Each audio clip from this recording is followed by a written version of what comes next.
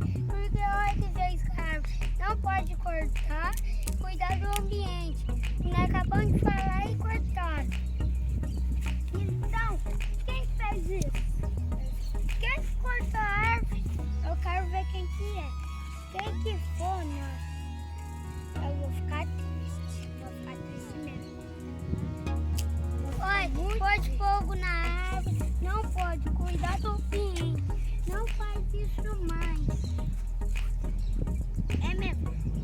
Quem que fez isso? Quem maltratou a árvore?